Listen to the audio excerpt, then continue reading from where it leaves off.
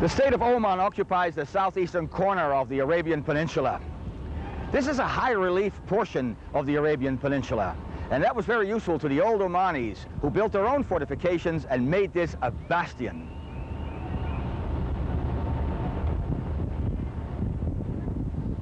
Actually, the Omanis were not the first to wield power from this superbly located salient of the Arabian landmass. The Persians, the Portuguese, and the Turks also saw the geographic advantages of a location where the Gulf of Oman meets the Arabian Sea and where the coasts of South Asia, East Africa, and Arabia converge. The colonizers left behind a string of fortifications, augmented by the Omanis during their heyday in the 18th and 19th centuries, and now used as headquarters by the Omani police and army. The capital city, Muscat, is the site of many historic and architectural treasures. The historic treasures are the castles, the forts that were built here by the Omani when their power reigned across the Arabian Gulf and all the way to Zanzibar and Mombasa in East Africa. The current treasures, that is the architectural marvels that have been built here that contain the government functions of the country, were built on the oil wealth found in the interior beyond the mountains against which the cities of the coast lie. But it was oil that transformed Oman and in the 1970s ushered in a new era. The dormant, long-isolated sultanate opened its doors, however slightly, to the outside world. Soon, the newfound wealth was reflected in the cultural landscape. Today, Muscat's government center, still overlooked by the 16th century Portuguese fort, gleams in the desert sunlight. Elaborate and ornate new mosques rise among administrative buildings. Officials wearing the characteristic Omani robes are distinguished by their dress from regular workers who wear practical tunics.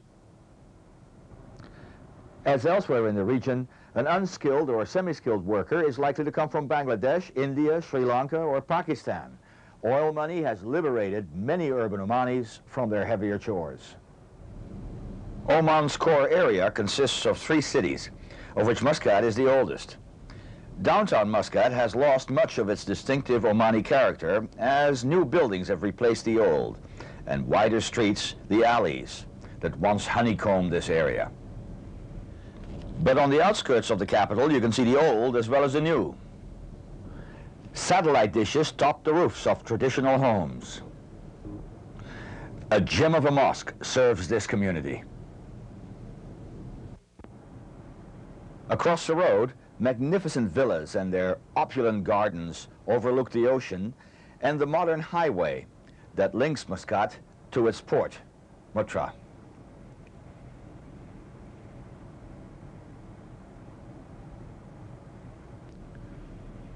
Mutra, second of Oman's big 3, shows less the effects of the new era of oil. Certainly the port now handles more traffic than it once did, but the town remains a market and small manufacturing center, its architecture less affected by affluence and modernization. As in Muscat, mountains tower over the townscape. The city yields abruptly to the wild. Confined living spaces create small communities, always served by their own mosques. But even here, late-model automobiles and well-dressed schoolchildren reveal the comparative comforts of life in modern Oman. The third center of Oman's core area is Qum, and here the cultural landscape leaves no doubt regarding the impact of oil money. Here lie Oman's most opulent residential areas, embassies, and resorts. Here, too, stands the major petroleum facility.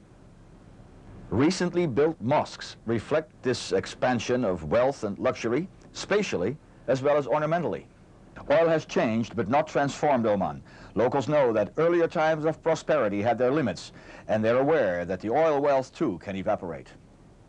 So the Omanis have not totally abandoned their traditional ways, even as they use their oil revenues to modernize the country.